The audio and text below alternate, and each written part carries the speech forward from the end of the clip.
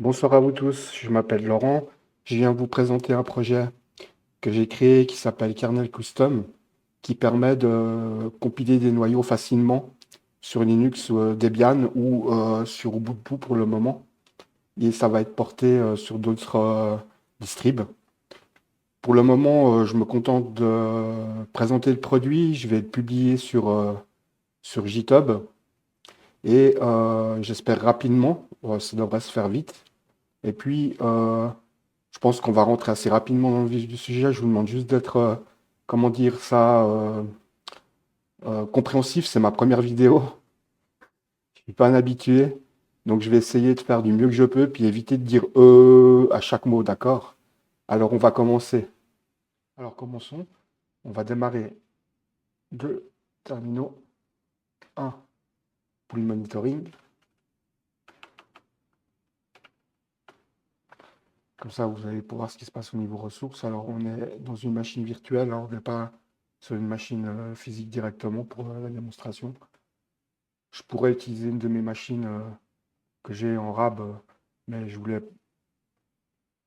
vous faire la démo sur une machine virtuelle, c'est intéressant à voir. Et puis, ça permet de jongler plus facilement quand on fait des tests. Donc, je vais, où j'ai téléchargé l'archive depuis mon serveur Proxmox, j'ai un serveur Git qui tourne dessus. Et ça me permet de garder mes projets que j'ai envie de vous présenter petit à petit en fonction des vidéos que je vais faire. Euh, Comment vous dire ça? J'ai plein de projets en route depuis maintenant 2 ans à peu près. Et puis, j'aimerais vous les présenter petit à petit, au fait, en fonction de leur évolution, de leur stabilité, de leur fiabilité. Bah, j'aimerais vous les présenter. C'est ma contribution à toutes ces années passées dans l'open source, quoi. C'est normal que je contribue un peu avec l'expérience maintenant. Alors, on va désarchiver les sources de kernel custom.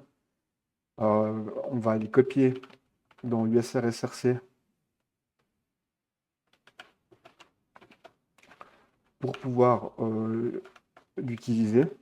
On le met dans l'USR-SRC parce que c'est là qu'on travaille généralement avec les sources du noyau, c'est pas ailleurs.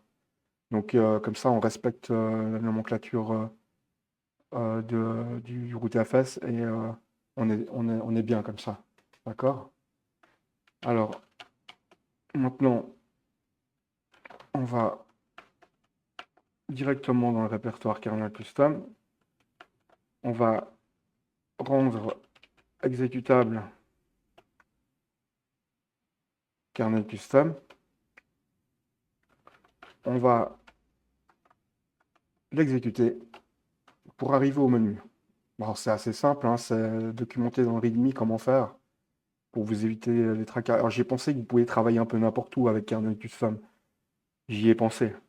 Mais c'est bien de respecter ce qui a été mis en place pour travailler proprement. Maintenant, si vous voulez travailler ailleurs, vous pouvez travailler ailleurs. J'ai prévu le coup. Il n'y a pas de problème.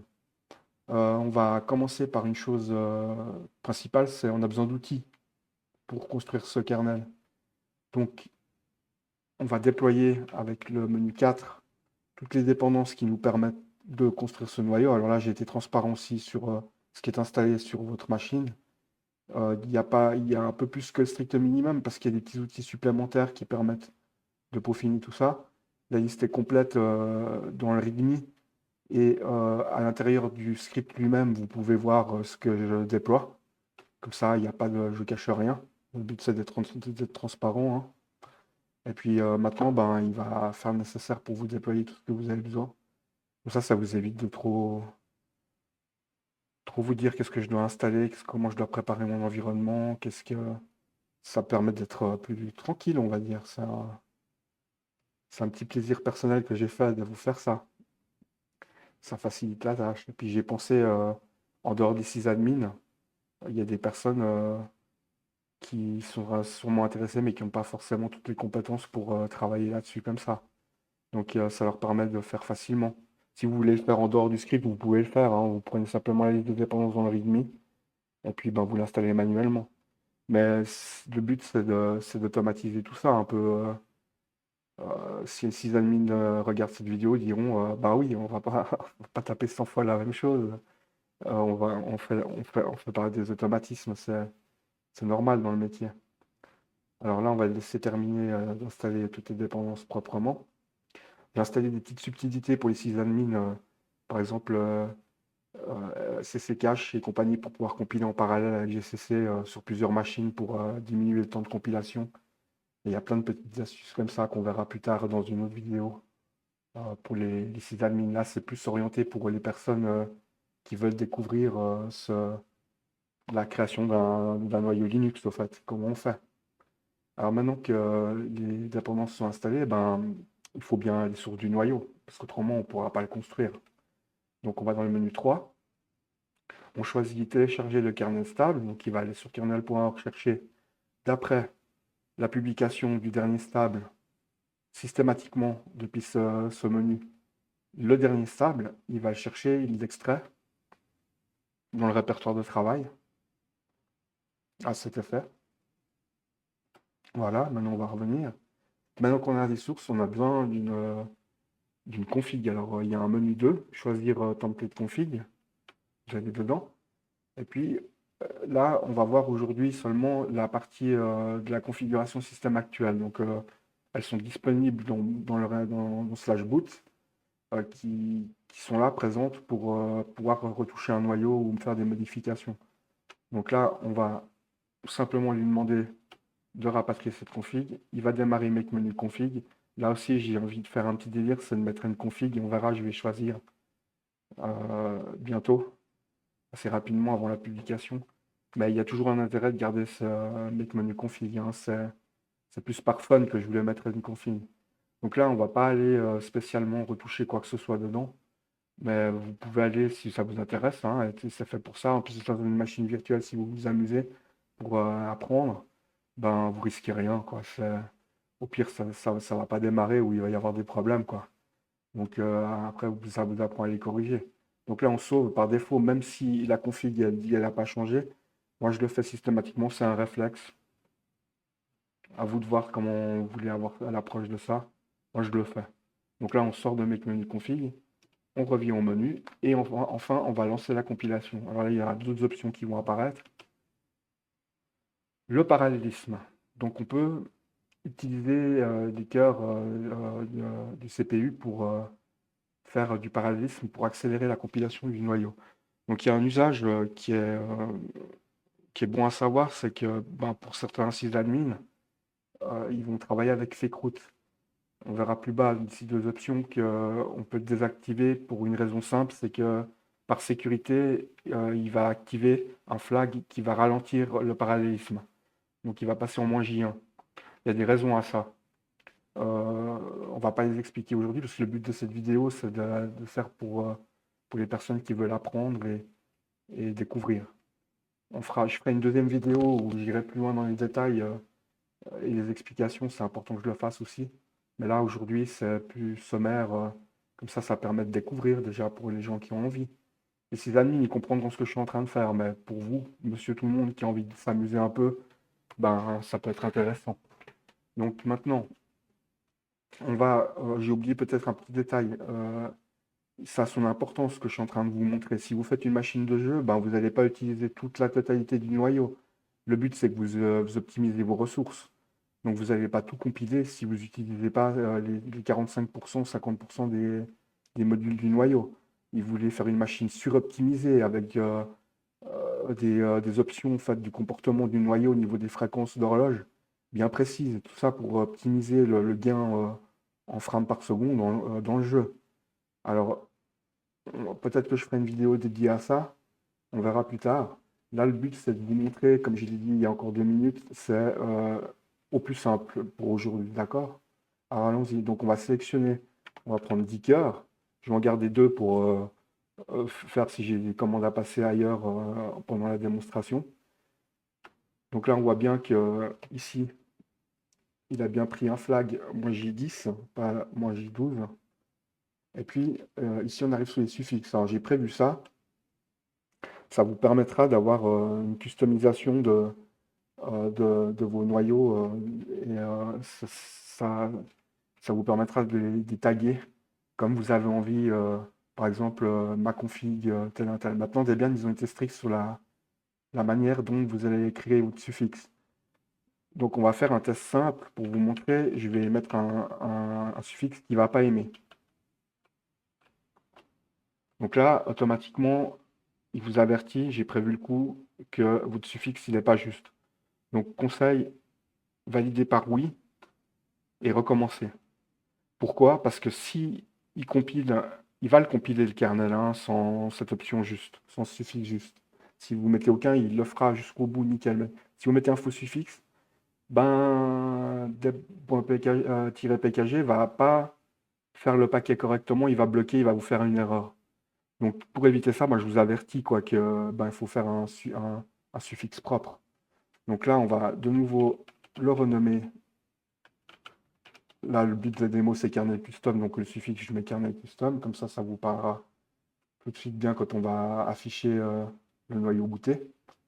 Et maintenant, il y a, comme j'ai expliqué, bindeb-pkg ou deb-pkg qui sont disponibles pour construire les paquets. Donc prenez l'option 1 pour commencer. Et puis là, on va parler de fake route. Fake route, ça, comme j'ai expliqué tout à l'heure, ben, c'est une sorte, on va appeler ça un bac à sable, au fait, pour créer votre kernel et puis le point .deb d'une manière sécurisée.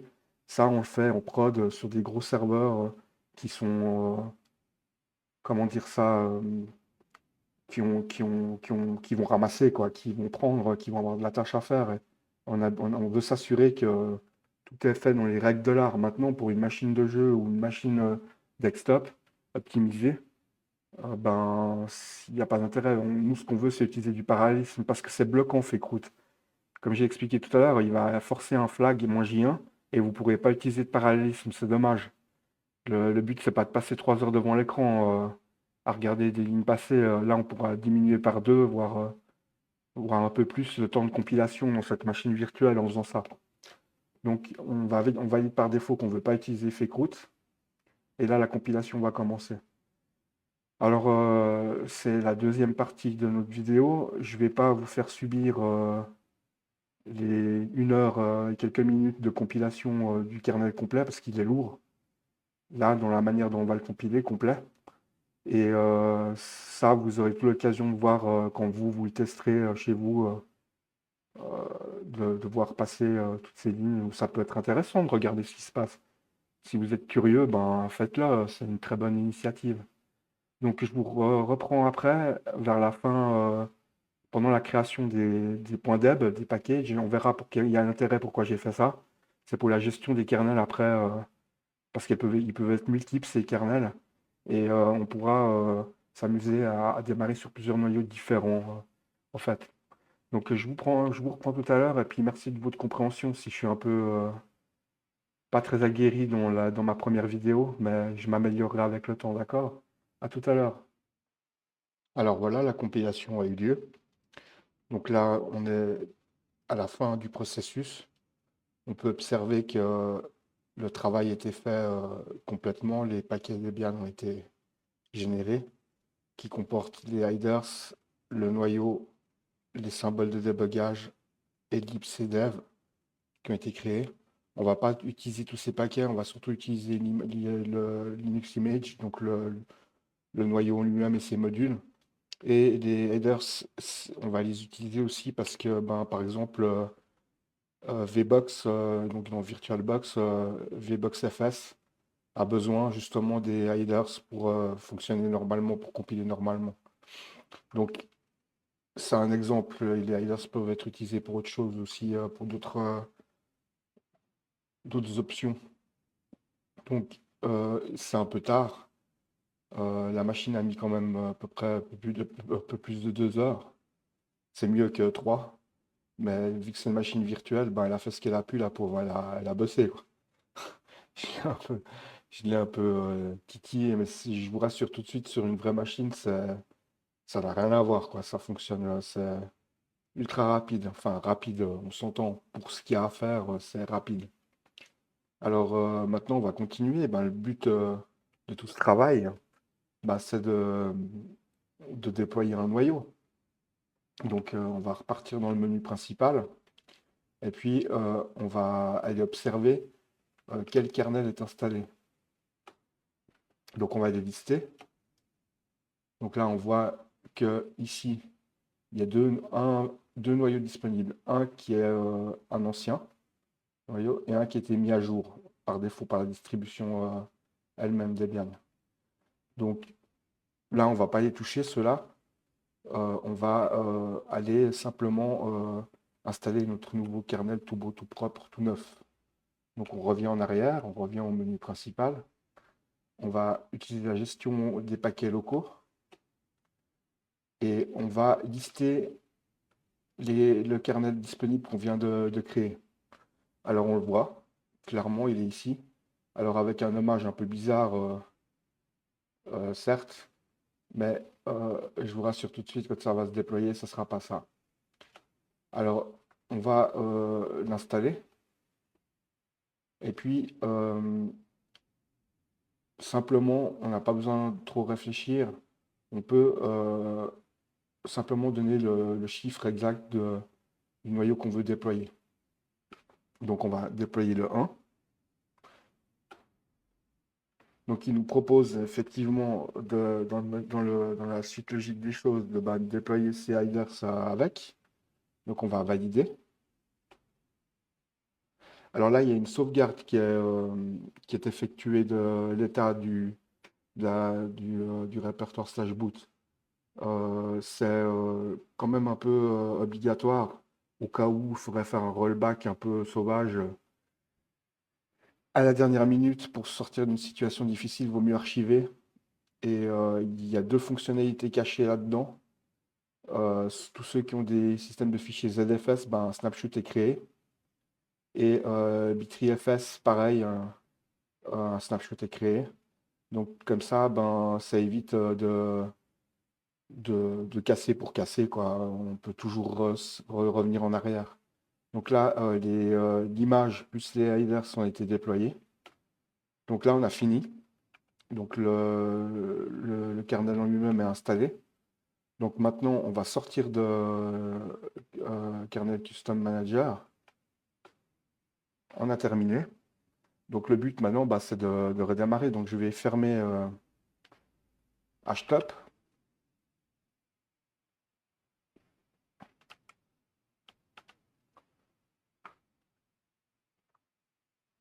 S'il veut bien se fermer, il a envie de bosser. Impressionnant. Voilà, je ferme les deux terminaux. Et j'aurais pu le faire en ligne de commande, mais faisons comme si une personne qui n'a pas l'habitude de travailler avec un terminal le ferait elle-même. Alors là, bon, je ne vais pas faire de la pub à qui on sait, mais voilà, vous allez voir ce que j'ai utilisé pour faire la démo. Donc là, on va démarrer sur notre noyau perso. Il peut y avoir certaines retouches à faire. Par exemple, j'ai remarqué que Watchdog, dans certains cas, posait des problèmes, mais c'est pas quelque chose, comment dire, trop grave. C'est dans l'environnement virtuel lui-même. C'est pas quelque chose de grave en soi. C'est peut-être des corrections à faire. Et puis VBox, VBox FS pose des problèmes. Là, on voit un petit message d'erreur. Parce que normalement, on ne doit pas utiliser la version du noyau, on doit utiliser la version des outils qui sont fournis avec VirtualBox. Donc il y a toute une procédure à suivre pour éviter ce message. Mais ce n'est pas le sujet aujourd'hui.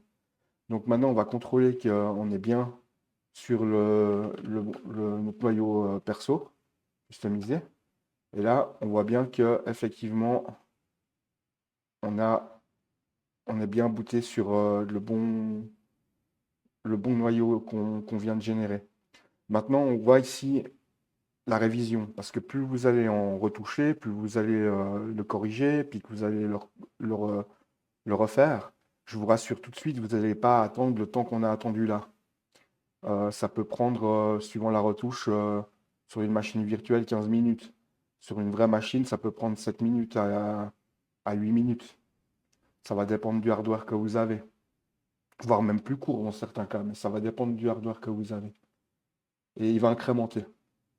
Donc, à chaque fois que vous refaites une config, à chaque fois, il va réincrémenter systématiquement dièse 1, dièse 2, dièse 3, dièse 4, ainsi de suite. Donc maintenant qu'on a fait ça, euh, c'est bien, on a booté dessus et tout, mais vous êtes dans le cas de figure où vous dites, ben, je veux pas le garder, je veux le supprimer. Donc là, au lieu de partir dans tous les sens pour l'enlever, ben, ce que vous faites, bêtement, c'est que vous redémarrez. Alors, ce fut bref, ce redémarrage sur ce nouveau noyau tout neuf. Mais je dois vous montrer la procédure de retour en arrière, de désinstallation. Donc, ce qu'on va faire, c'est qu'on va chercher à rebooter sur notre noyau d'origine Debian. Donc, pour ce faire, vous allez dans Advanced Options for Debian GNU Linux et vous sélectionnez le noyau d'origine. Vous bootez dessus.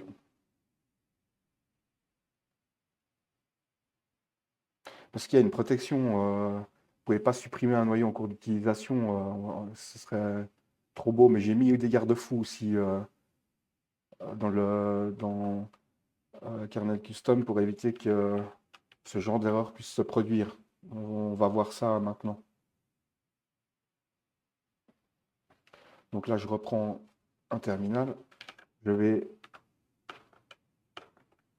redémarrer kernel custom. Et je vais aller dans la gestion des kernels installés. Donc le menu 1. Je vais les lister. Et là, on voit que les différentes versions du noyau. Donc là, on est booté sur la dernière version stable connue du noyau Debian. C'est bien parce qu'on va pouvoir se libérer du noyau indésirable qui est lui, en fait. Et pour ce faire, on va utiliser un autre menu qui est supprimé. Et puis, on va tout simplement, je ne l'ai pas écrit, je l'ai copié. C'est tard, je crois. C'est pour ça que je l'ai copié. C'est un peu de la facilité, j'avoue. Je l'admets. Et puis, on va se soulager du noyau qu'on vient de construire. C'est un peu bref, mais euh, c'est pour vous montrer. Donc, est-ce qu'on veut supprimer les hiders correspondants? Ben, on aimerait, oui, parce qu'on ne veut pas laisser de débris. On ne veut pas laisser tout et n'importe quoi traîner sur le système. Il faut rester assez propre. Donc là, il vous propose par défaut, oui, de supprimer ces hiders avec. Et puis là, là, j'ai fait le nécessaire pour une chose. C'est que on peut faire une purge ou partielle. Alors moi, je vous conseille la purge. Et là, elle est sécurisée, la purge, dans ce cas-là. Vous n'allez pas pouvoir faire n'importe quoi avec ça, mais au moins, ça va être propre. Donc, on va envoyer, donc là, de nouveau, rebackup, ben, bien sûr, du noyau custom en lui-même. Et on va le laisser faire. Et puis, il n'arrive pas à, comment dire, à supprimer un répertoire précis, on va voir.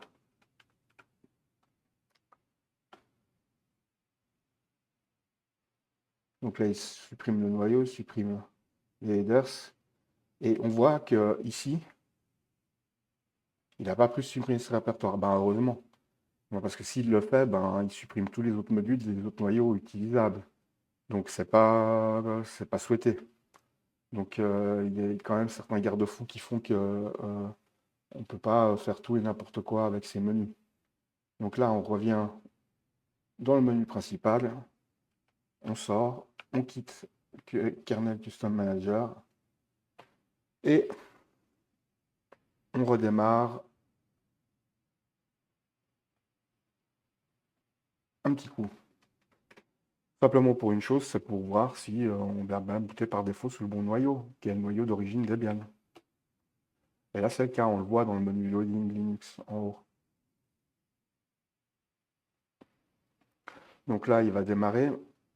Moins de conflits avec VBox, mais on voit qu'il fait encore des erreurs de tag Ça, c'est à cause de la version. Et puis, on se relègue, c'est moi en photo. C'est pas mal, hein?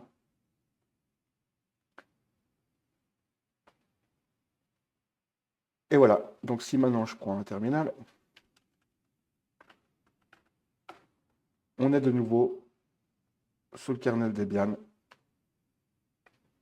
C'est comme si on n'avait rien fait. On n'a rien cassé, on n'a rien abîmé, mais on a pu se faire plaisir. Alors maintenant, cet outil, ben, il peut être utilisé vraiment de manière, on va dire, presque full, quoi. Je veux dire, sur une vraie machine, vous pouvez faire ce que vous voulez. Maintenant, si vous avez l'appréhension de le tester, ben, vous le faites dans une machine virtuelle, peu importe quel genre de machine virtuelle vous utilisez, que ce soit VMware, VirtualBox, comment on appelle ça, VirtManager, Proxmox, peu importe ce que vous voulez, quoi. Vous pouvez y aller, allez-y. Sur des machines de test physiques, vous pouvez aussi le faire. Et on a toujours une petite mule de côté. Moi, je les appelle les mules. Le mien, il s'appelle Bourriquet, c'est pour vous dire de mule. Je lui fais tout et n'importe quoi à cette machine. Ben voilà, ça permet de tester différentes configurations de noyaux. Ça peut avoir son utilité. Donc, j'étais quand même content de vous présenter ce projet. J'ai fait un peu tard ce soir pour vous présenter tout ça. Ça a pris du temps. J'espère que j'ai été assez clair dans comment je l'ai expliqué. Je ferai d'autres vidéos plus pro, quoi, parce que ben, j'apprends. C'est pas évident de faire des vidéos. Et puis, ben, j'espère que vous avez quand même eu un minimum de plaisir, même si ça a pris un peu de temps à regarder, de, d'apprécier ce qui a été fait. Je vais faire le mon possible pour, comment dire, rendre accessible le code de kernel custom. Je vais encore corriger deux, trois petites choses dedans, importantes, que j'ai constatées, pour être sûr que c'est vraiment déjà utilisable au quotidien. Et puis, on fera une vidéo sur le, le mode avancé de kernel custom. Je commence à fatiguer là, désolé. De kernel custom. Et on pourra voir qu'il y a plein d'options encore intéressantes, générer des profils différents pour des serveurs ou des serveurs sans tête, on les appelle des headless avec un port série. Il y a plein d'options comme ça intéressantes, c'est fait à la volée, c'est assez rigolo. Donc bah, je vous remercie et puis à tout bientôt, d'accord? Au revoir, à bientôt.